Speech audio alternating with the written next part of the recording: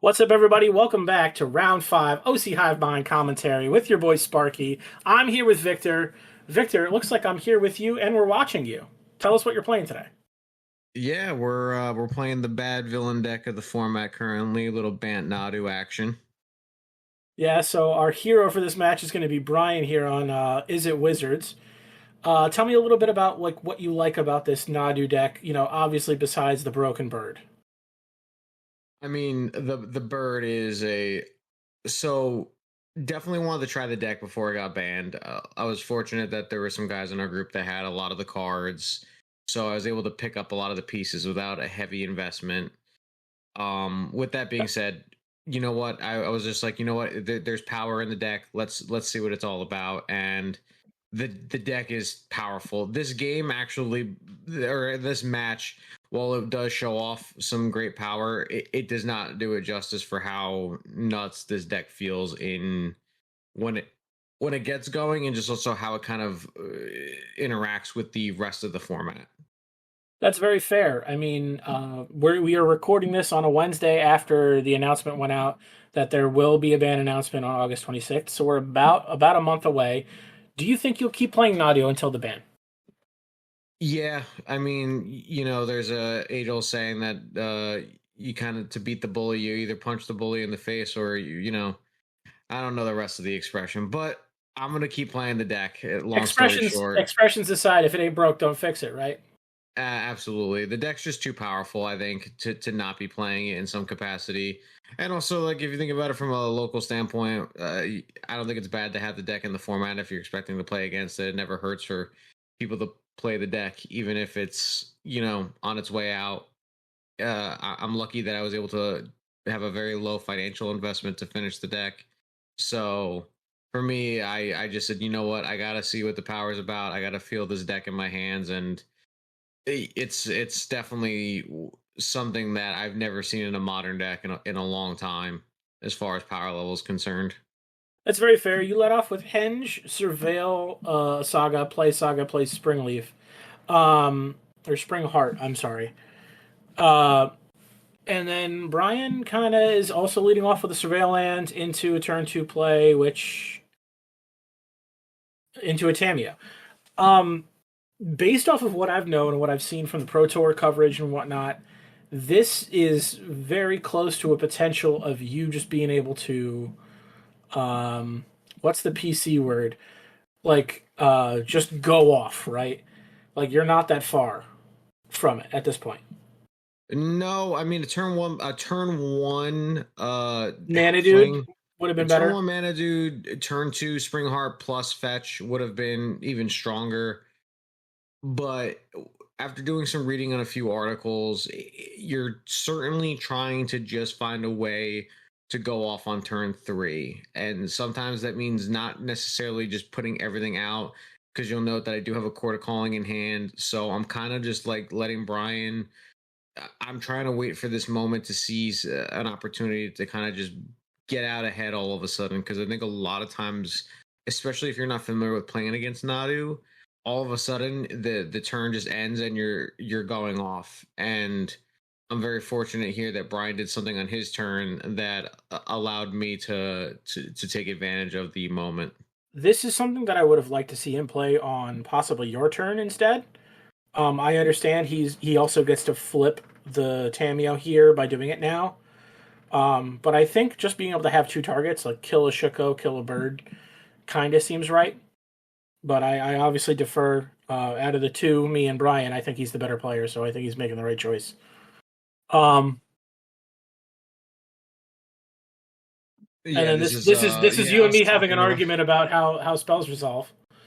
You know what? I mean, this is one complaint I have with Wizards over time is just the way that modular or double targeted spells work has changed over time So into I a think much you're more. used to the wording of cryptic command, which was just draw a card. So if you canceled one of the targets, the cryptic command fizzled and they didn't get to draw the card. And I think the new modal spells that are worded as Flame of Anor is worded is a little bit better, and there's less of a feels bad moment where your opponent gets completely blown out. But talk about being blown out, we're gonna I think see a bird come I think the bird is the word right here with the convoke for 3. Yeah, Yeah, I mean, having a Sagan 2 with now shields down, I mean, being able to one chord on Brian's turn in response before he gets to draw the cards, there's no, there's nothing going to be happening here that I'm worried about. The Tamio flipping, feels it's like nothing to me in this particular moment, which is that's fair. crazy that I wasn't even remotely bothered by the fact that this was going to happen, because I'm like, what is it going to do? Make it so that I can't attack? I mean, sure, in my particular variation, I can't do the infinite damage loop. However, I'm playing Thassa's Oracle. Doesn't matter to me. Player one ring didn't matter. That's where I understand why people don't want this to be a deck anymore, because it just seems like no matter what you put in front of it to kind of stop it, it seems like so much of it doesn't necessarily matter, which is nuts. That's understandable. I think I don't think our shop, like our local meta, has played against a good enough version of this deck yet. I know there have been people in our shop who've played like kind of Nadu decks. I've seen like a Nadu Hammer. I don't know. I don't know if, relatively speaking, we've seen a quote well-tuned Nadu list that's just designed to combo off as quickly as possible. I've seen people messing around with Scoot Swarms and all this other BS, but I think currently, oh, thank you for the token, by the way. I think currently, like, this is probably the first time Brian's played against this. Probably not on Moto. Yeah, well, Moto very much different. Very hard to kind of like pay attention, just because in the Moto version, like you're just walking away and you're just pressing 6 and moving on with your life. That's true. Um, I've said this before, and I talked to John, who played a little bit more of a mid-rangey deck that didn't necessarily try to combo on turn, 3 to 4. And we've kind of talked about what the shortcomings of that version was, and what that meant for the deck. And I've voiced my opinion on the other Nadu like S decks where it's in the engine. I think you're just taking the halves of other decks and just smashing them together with a Nadu deck, and you're just crippling both good parts of the other decks to like make it all work. I So now you do. have both. Sorry to cut you off, but now you have both pieces of the combo in play. I'm assuming you're feeling pretty good, even with the subtlety. Yeah, I think it was just the idea of just having another creature. I kind of forgot what's in my hand at this particular point in time. More creatures, the better. To keep this going. And I don't even think I actually go off here. I think I'm just doing this for value. And the outrider was just because if I could do it, I could then do it on Brian's turn. So, oh no, I Well, you lied. had What do I a have you had a left? you had a Court of Calling, I believe, for Oh two yeah, look at that. with Yeah, two never more mind, triggers. everybody. So sorry, there's 3 triggers left, and then you're courting for another creature. Nantu, So it's there's gonna be a technically 5. Nantuko. Yeah, Yeah, yeah. it's just There's five technically here. 5 triggers here. And what's crazy is this is how crazy it was. So I was fortunate to go 9-1 in my games on this tournament, and I'm not even fully utilizing Nantuko to its fullest extent. There were some things I that I did some reading later on, and I realized I I'm wanted to not. make a comment in one of the games. I think that I was watching where I thought you could have started bestowing and doing more fun stuff, but like it was round 5, so I doubted much of that mattered. But we're gonna sit here and we're gonna play the "Make a People" song, as made famous by Cedric Phillips. You're gonna play a land, make a people, and continue doing your stupid stuff. We're gonna put a land into play and make a people. And I think there was a point where our coverage booth ran out of tokens. Is that correct, Victor? I believe we do multiple times, and the only acceptable solution will be a surprise for the viewers when we finally get to see that. But Yes, we do have um, things that represent them, but they're not green insect tokens, unfortunately. And no, now but you're guess what? Didn't matter, because it's not even what I need them for. I just need them to be physical embodiments of unused or saying that I used did this triggers. ability. Yeah. Yeah. Oh no! Look, we're gonna go find a land, make a people. The Spring Heart Nantuko specifically, not only being able to, so I probably, like many other people, thought that it did one or the other. where once it bestowed, you couldn't make insects anymore. You could only just pay the colors in the green and make a copy. The That's fair. fact that it lets you do that when it's bestowed as well is probably what sends the deck into like almost like a crazy overdrive kind of mode that I I wasn't even made aware of. if I I'm thought that was being nuts. honest, if I'm being honest, I don't think Spring Heart by itself, like I think a deck without like Nadu or whatever, I think Spring Heart and Antuka could be a decent card, right? Because you could make copies of stuff, or you can make like a little army. Like there's a part of me that thinks like Spring Heart and Antuka would actually be pretty good in like Yawgmoth, right? Or a I could couple see of these, that. I could see or a that. couple of these decks that are interested in having like just collateral stuff around, just material on the board, right?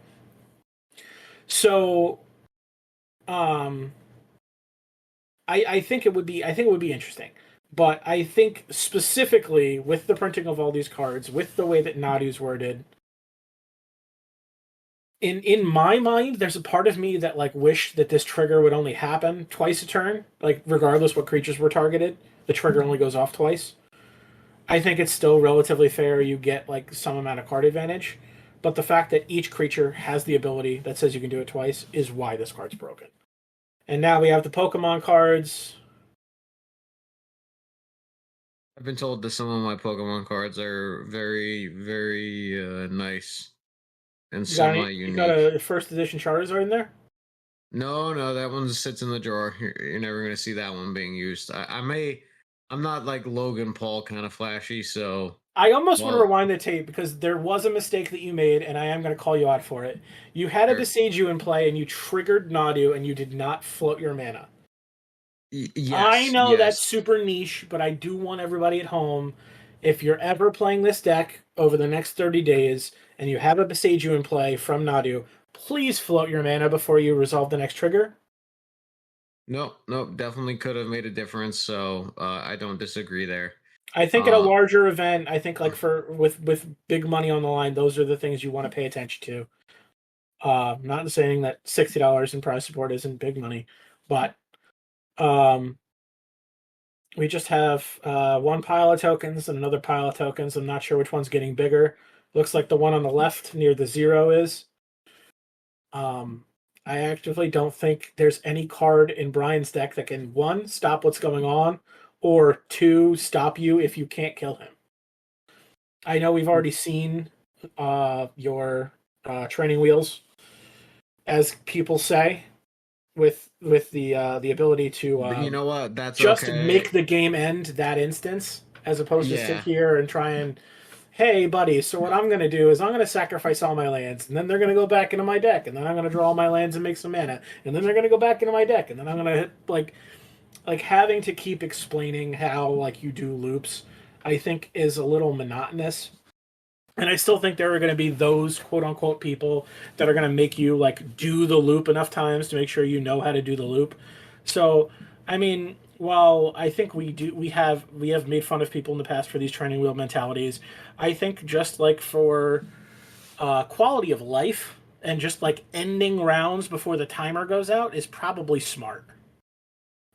Yeah, listen, I don't, some people call it training wheels. I call it mercy for both myself and for the person I'm playing with, just because it does just make it so that I don't have to explain the loop and You're also going for to the pay people at two blue, home. Yeah, but we're gonna play a Thassa's Oracle, and and we're going to try and I win the think game. Brian. Yeah, Yep, I think Brian. I knew this. I knew this was coming. I did see it. Love it. And then I think you're just going to draw it again. I think he's just double checking to make sure you got two more blue mana. Yeah, I mean, definitely. Why not? We're here, so you know. Yeah. And look, you won the game. Cool story. Yeah, So I agree that we should talk about sideboarding and whatnot, but let's talk about ways to combat this deck. I think I want to come at this from a different angle to try and give our audience, the people watching, like ways to try and beat the Nadu deck. From having played it a few times, what do you think are the pain points? Where are your opponents putting pressure on you that's making it harder for you to execute your game plan? I think that if you are against Nadu, a strong start is going to require some removal of some kind. And Okay. it's hard to balance, and I know that's like a atypical thing. It's like, someone saying, oh, to win a football game you have to score more points than your opponent, right? And what I mean about the whole thing is that pressure with just enough removal to kind of slow up the Nadu deck can Uh, sometimes be the difference maker in the okay. matchup. So you're not looking to you're not going to try to remove everything, right? Because you'll run out of removal probably. The deck just runs too much value. But if you can do like and I think this is where Boros Energy can steal the games away, is if you can do like a turn one Soul Guide, or not Soul Guide, I'm sorry. What is the one drop? The name escapes me at this moment. I thought it was Soul. I think it was Soul Guide something. I'm actually bulking right Giver. now. Oh boy. Guide of Souls. I apologize. That's it. Yeah. A turn Oops. one Guide of Souls, a turn one Oscillate Pride, and then like a galvanic discharge or a bolt just to stop that turn one play. Sometimes that can put you on the start of a a game that's going to go quickly into your favor, especially if the person was heavily leaning into that one drop.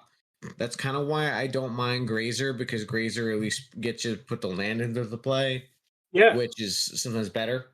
And it's a decent blocker. And it's an 0-3 with reach. It can stop the Guide of Souls trigger stuff, all that fun stuff from happening. So, um, I think that you're going to try to look for these hands that have a decent amount of pressure. Or, if you're running Force of Vigor, that doesn't hurt for the Shuko. This is where, though, I have to say that I understand why people want this deck banned, is because the deck just has so many unique ways to just be problematic. I mean, you've got Outrider and Core to be another way to start the combo. You have Bristly Bill to synergize with the lands going off. Yeah. The lands enter the battlefield, so they cause more triggers. So So yeah. there's a lot that's available. And I mean, I know some lists out there will actually play Rift Sweeper to be a green creature that you can go get, that puts all the exile cards back in the deck too. So if someone like Surgicals you can just get it and start it all over again. So I think that's kind of smart. Let's see. I think Brian has some amount of interaction here. I at least see Stern Scolding, which I think um I like bolting the bird here, obviously, but well, he I'd has to, be especially because it's a halfling, he has to kill that halfling yeah. So because that his way it counter turns spells on his become counter nigh spells. useless. Speaking of which, I think this game was a little bit more interactive. There was definitely more spells cast between the two on the stack than previous. Yeah. Well, this is the one where you kept the one lander with the halfling, correct? Yeah, this is where I got greedy, just because I think that the payoff was pretty high in my hand if I was If you were able to able to keep the untap, halfling. yeah. Yeah, Okay. so probably not a good keep by me, but we'll see on the next episode of As Dragon Ball. a fellow combo player, I don't mind some of these greedy keeps, as I've done before, and I had you show. That was like Shuko, Nadu, two chords, Spell Pierce, and a couple other things. Yeah, I think it was because I had halfling plus Pierce that I was willing to just wait and not mind it, but maybe in the grand scheme of things I should have had something with more lands, but You do have. yeah, I'm actually surprised you didn't just, as the kids say, raw dog the Shuko. I think. Just to use your mana on the previous turn. I mean, Oh if it gets no! I can counterspelled, tell you. I can tell you exactly why. Because I did not want to see a turn 3 Blood Moon, and this would have been Brian's turn 3. So if I had tapped out that's fair. for That's the, fair. yeah, I get that. so that is exactly And I'll why. be honest, I like Brian getting aggressive here. Yeah, this is actually what I was talking about. Where when you start like kind of forcing the issue a little bit with just enough pressure so that I can't sit around all day, Mm-hmm. I think that was a huge thing to make me kind of act and So play you draw. differently. So you miss your land drop on turn two, and then draw runner land. What's it feel like to be you? Well, I want to let everyone know that I have the winning lottery numbers consistently, That's and good. That's there's good to nothing you hear. can do about it. Hand is Spell Pierce, two chords, and a Nadu, Fun putting you fact, down to 8. it was definitely not a great idea to put that safekeeper into a counterspell check just because it's part of the combo.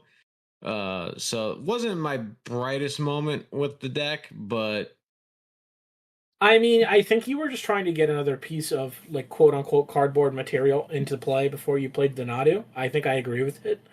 It was like literally the only other thing you could have played. It was either do that or do nothing. And I think relatively doing nothing there doesn't do like I say, dude, it doesn't do anything. So this is an interesting line where I think if I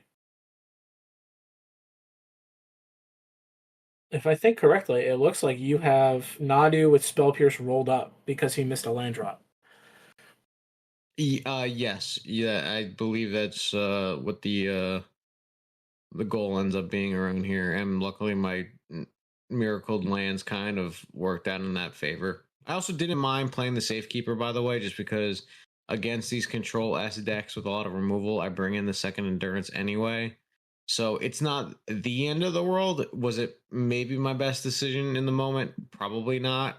The numbers probably would tell you that that wasn't the best decision, but I think I kind of have what you were saying as far as the thought process was, which is just, hey, you know what, jam it because it's So part of the combo. this is my big oof moment right here because he had another counterspell, and I believe he also had Tishana's Tidebinder.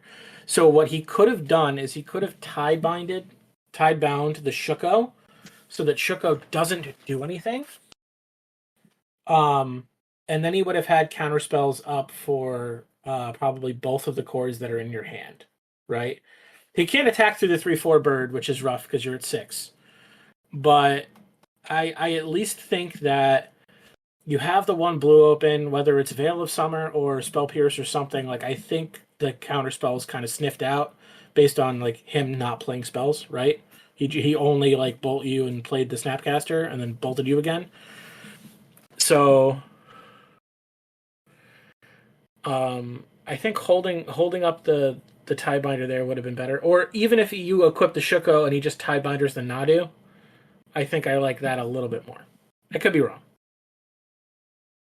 Yeah, I end up not liking my position here after this. I mean, to be fair, this game between the 4 rounds I played today, and the 5 rounds on Friday, I kind of the games melded together a little bit. So, That's fair. um, but the one thing that I wish Brian maybe would have done was swing with the Snapcaster to see if he could at least steal away the free damage. Like I get it because if you have flame, you want the wizard, but I think maybe No, making me and think about it would have been a great idea. But instead, he kind of like, I mean, listen, he could have been pulling me into it, but I think in the long run, I don't think it was a flame. I had you leave the table here for viewers at home. I had you leave the table because Brian wanted to ask a question, and he would have had to get up and do all this other stuff for me and him to leave the room. So he's asking questions about the Shishana's Tidebinder and what can get targeted with it. And ironically, the Nadu is a triggered ability, and it would blank the card.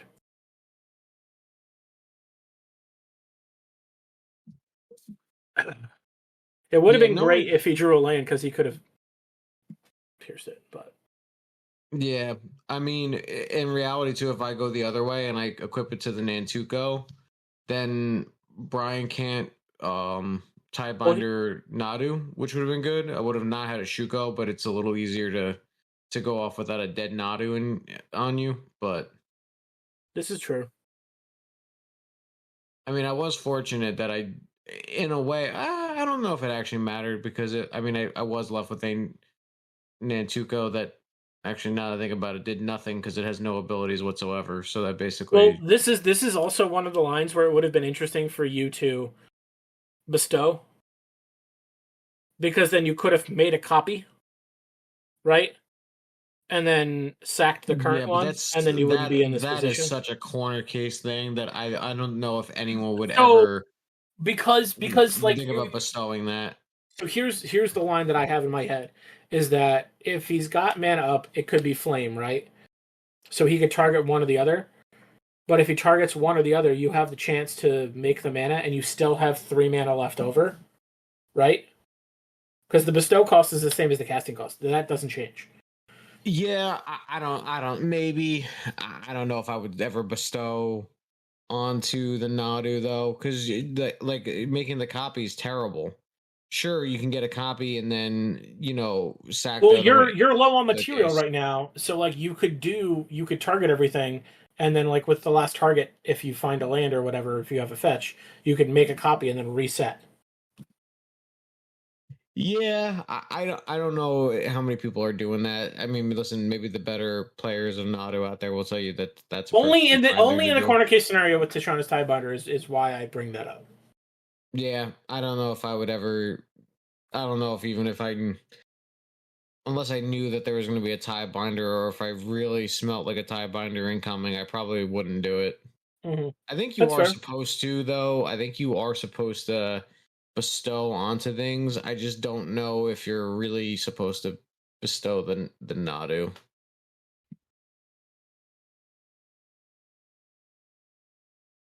I mean, I think if you had like given if your hand is like another spring heart or whatever, I think you bestow on the Nadu with the Tishana out.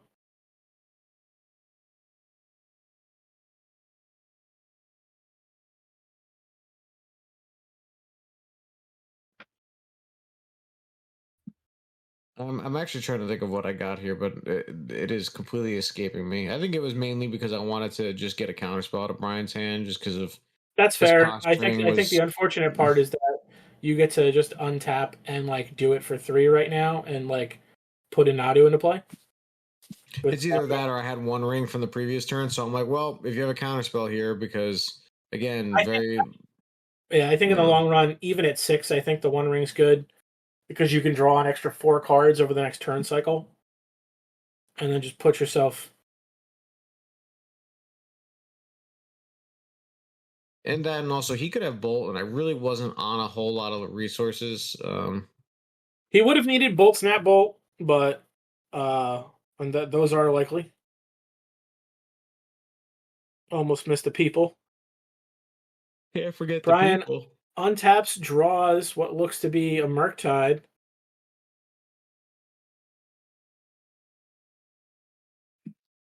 I Yeah, agree with there's your me. assessment here about discharge being better because it can hit more things. I figured Um, maybe a 4-2 split was probably what the list broke down to. I know we don't have Brian's list, but my guess was I have four Brian's two list up. split. Oh, okay, was that Brian's right? list has 4 and 3 bolts. 3 Oh bolt, my 4 galvanic goodness! discharge. That's what I All was right. running when I was playing the deck because you do run some amount of tunes, so you can get up to 4 or 5 energy.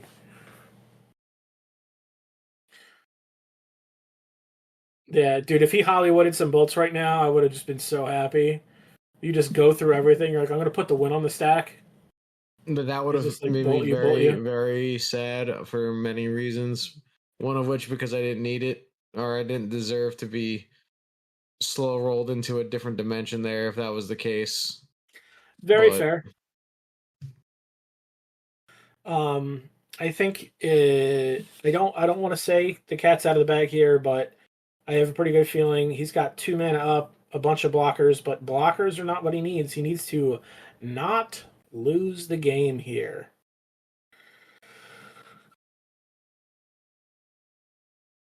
Looking like one of our buddies, Jackson over here, tapping the wrong mana. yeah, We got a counter absolutely. spell. Oh, look at that spell pierce. Oh man. Oh no, who saw that coming? Oh, you're gonna sack the one that's just a 4/4 at the moment. Smart. So everybody, come on, ride the train. We have 6 triggers possibly. First, 8 triggers. Actually, 10. And the game's over. After I will have to say that after watching this played back, because this is the first time I'm watching this again after living it, I can't blame anyone for not wanting to talk to me anymore. It's just it is wild to watch the deck kind of just I'm actually getting in paid to its. talk to you right now, so that's a little different. But Yeah, I mean, I'm not volunteering for my good old time in this. shifting woodlands. Yeah, right. I love Well, that pod. I'll be honest, I do like it with like the Nadu and like having one in the graveyard, just being able to like 4 mana make one. That's pretty good. Um, Yep, it any came up. multiple times during the So tournament that I had the delirium and was able to make a copy. so we see you cord for the other Nintuko. I think the win is in the bag here.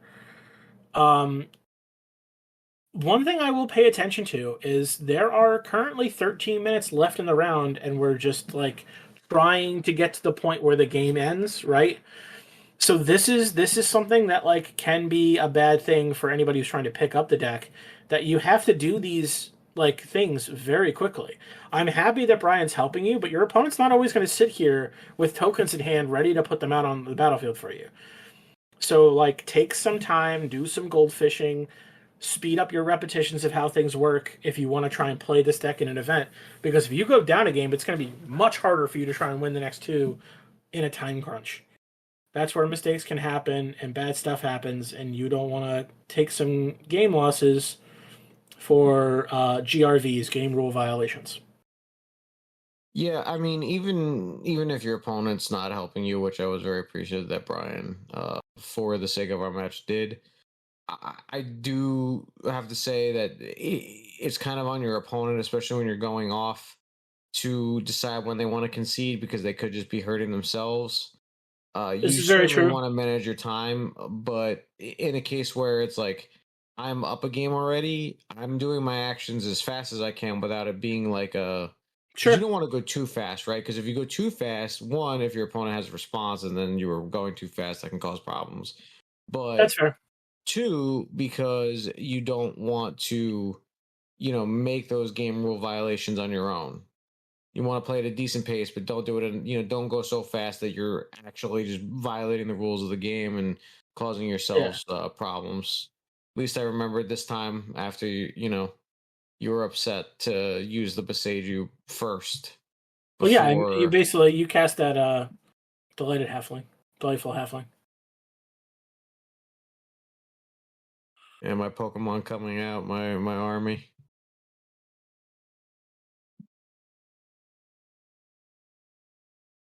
I am grateful though that I do have Thoracle in the deck because trying to explain the loop and remember it, because there's really one main loop, right? Well, and for everyone at home, I'm just going to talk about the loops just because we're watching what is essentially going to be the same set of interactions from the first time.